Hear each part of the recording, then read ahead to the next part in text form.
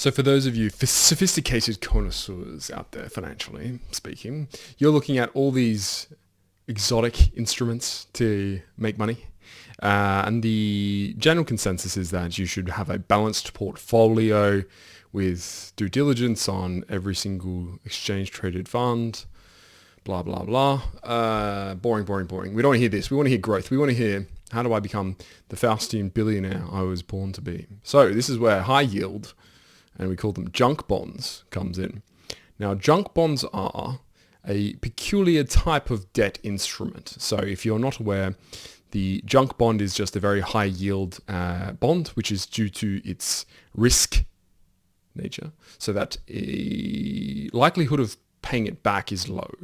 That means the asset or the company that's issuing the bond is not investment grade, and therefore risk of it returning in full, so that is the interest payments plus the full principal amount being repaid at maturity, is a low consideration, or lower than a certain threshold.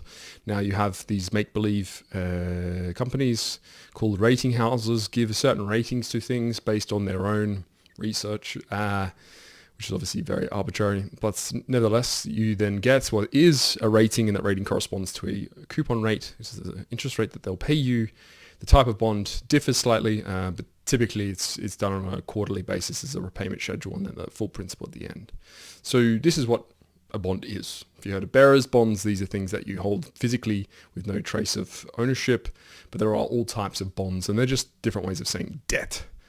Junk bonds in particular, though, are interesting because they possess asymmetric or at least idiosyncratic return profiles, because the way that credit rating agencies go about their research, they're less able to calculate in a scientific manner, empirically, the likelihood of return or the likelihood of actual payback to these things. If you're not familiar, Argentina went solvent, basically defaulted on their bonds several times throughout the 90s, 2000s, 2010s, as a case of where the government issuing the bond has not been able to repay the instance that they were supposed to, and thus they default and they have to renegotiate what the bond is, how much, what the interest rates are, and nevertheless people still continue to buy Argentina bonds. So there's clearly an appetite for the risk aspect to this, and people will always fund certain things regardless of intentions and or culpability, reliability, any of these sort of things. This very friendly and trustful looking chap we call Michael Milken, is the pioneer, you could say, of what a junk bond was.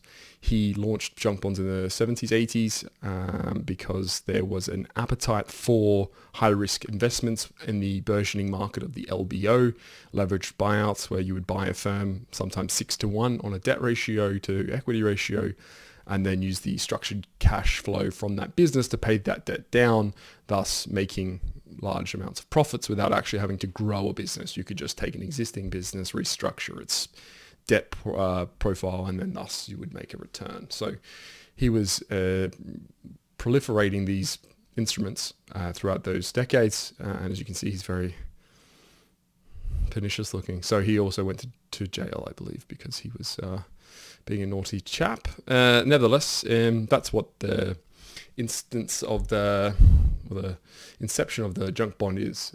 So on a more calculated basis, the junk bond is something is issued to you, you get a yield, it's a credit rating associated to it, it has a maturity, and there's a coupon rate attached, just the interest rate.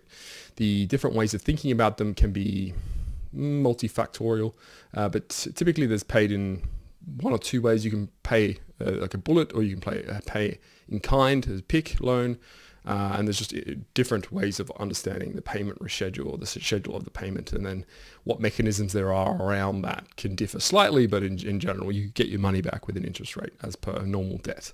Usury is not necessarily frowned upon in this instance from a moral standpoint, because it's fairly considered the default way of doing business. You borrow to invest, you borrow to upgrade your assets, your industrial capacity, something like this, and then you expect the cash flows from those investments to return higher amounts that will enable you to pay down the cash and then operate at a more profitable level. And this has been the case, I think, the last few decades. Previous to that, historically, debt has been all over the shop. You can see here, railway debt was obviously one of the big controversial elements to early 20th century financing. There was a lot of stakes at play when it came to railroads because you had a lot of investment across the Americas, but also the UK and Europe in terms of creating, building and running railroads, and what was the effective pathway of building these out has always differed. So the ability to borrow against railroads, future railroads, and what actually capacity they were running at, what rolling stock they needed, all of these things were huge considerations.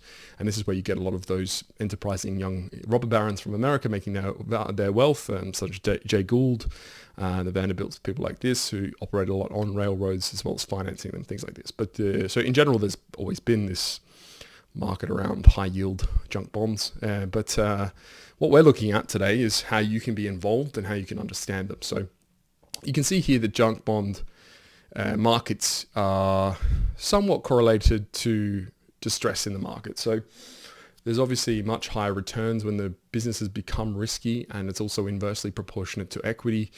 We know there was a huge recession here, so equity prices dropped precipitously across the 2008 period.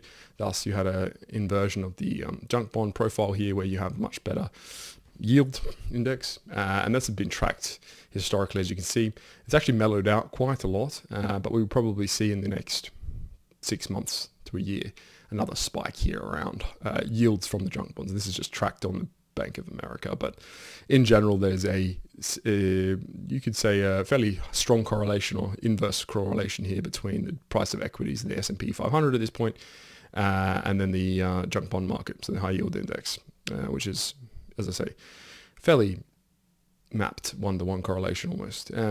Why credit? Well, why bonds? So bonds typically are supposed to be the senior credit instrument, which is to say they come above equity. So when a company is insolvent and has to liquidate all of its assets, the bondholders or the debt holders will be paid first. So you have a little bit more security. You can also upgrade the security by backing it with assets.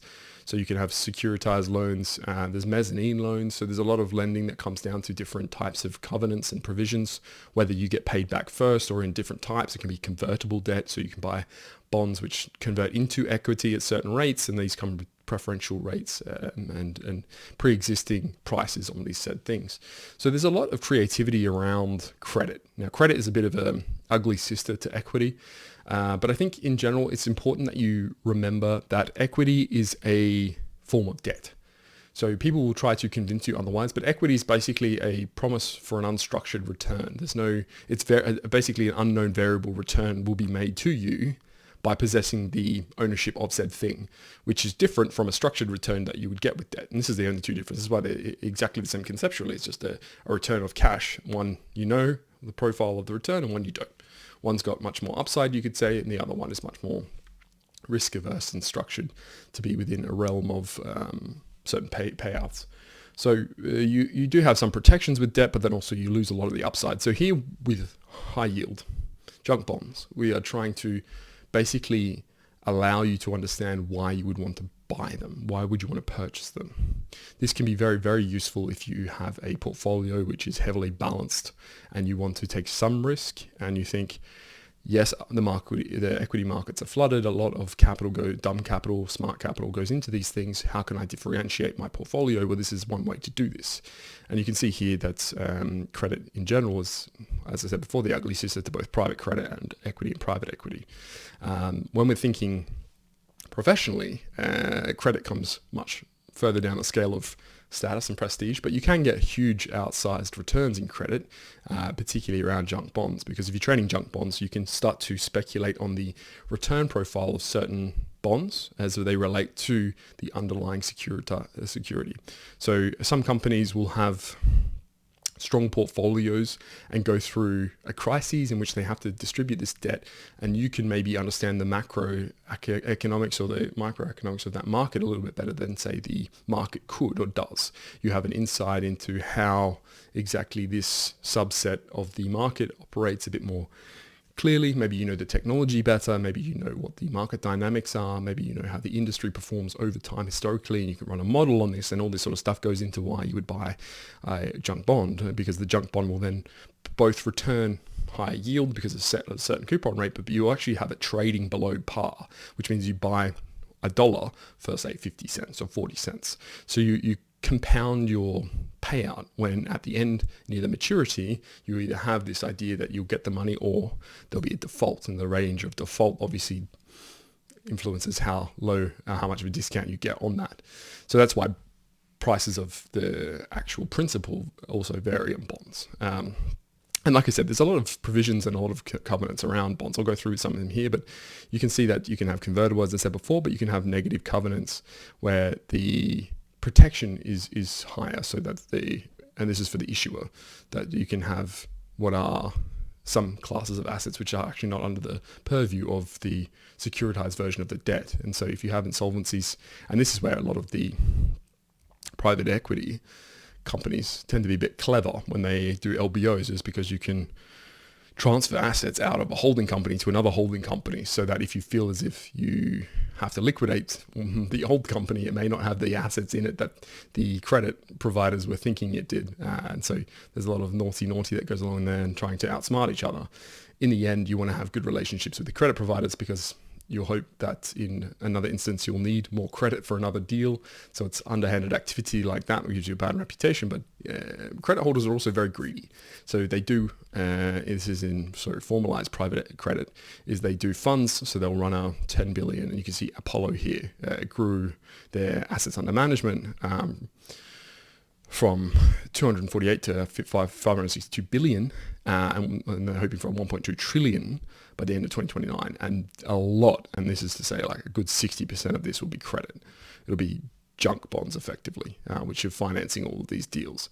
Now, Apollo's goal is to basically take a management fee from deploying credit, which is they get 1 or 2% of every dollar deployed back every year as a management fee, and then they'll have any return profile above a hurdle rate as profits. So it's not as attractive individually, say, as private equity, where you can have a 10x or 20x case, which makes one man or one team of guys individually very wealthy. But as a portfolio, as an asset class, once you can start to see how much percentages you're taking over, you can see why private credit. So if you are in that industry, or you're looking to have a look here at this status pyramid that I put together, where mega fund, PE, and hedge funds are at the top, this is how the prestige works in the finance world, if you're not aware. It's pension and asset managers on the bottom, fund of funds and secondaries, infra, PE, real estate PE, then credit, then VC and small cap, growth, PE mid-market, PE upper mid-market, and then PE mega fund, hedge fund. Basically, it's just another way of saying how rich will I be and how much ignobility can I suffer. And it's thought that if you're at the top of the totem pole here, at least you have the most amount of money or prestige or some other intangible relationship to your job and your status. But eventually you see most of the partners, which is the person that owns the companies of these mega funds, hedge funds, make the most amount of money basically, and on an annualized basis become close to $100-200 million by the end of their careers. So it's a very attractive way to make a lot of money with minimized risk. You're not betting your own money, you're using someone else's money to make this stuff, and that's why you're commensurate to that, making X amount of money. Now, anyway, back to high yields, which is to say, the idea would be that you understand bonds from a conceptual basis to say, like, yes, it's debt. So how can I think about debt as it relates to the company? So the double due diligence here is that you're taking what I think hopefully for the next decade will be a much more attractive look at certain asset classes, and saying that high yield debt or junk bonds will be maybe the play for the next decade, because the interrelationship between borrowing at certain low rates and the idea that you can back certain technologies, certain companies, certain industries that may not be attractive from a normie tier market perspective, is to say pension funds and those ETFs all trade on the same tickets, they trade all these same companies, and you see this trailing PE grow and grow and grow, and you have 25 times earnings to price equity ratio, things like this. But the junk bond market is still much less, you could say, both liquid but also attractive from that angle. Not that many retail investors go for junk bonds. So this is me imploring you to channel your evil financier physiognomy here, go into yourself and understand a bit more about how do I make money personally trading my wealth, and what that means for me from can I secure my own pension, my own retirement fund, and being smart with my money in a way that actually is aggressively earning me money, such as I said, the Faustian financial mindset is.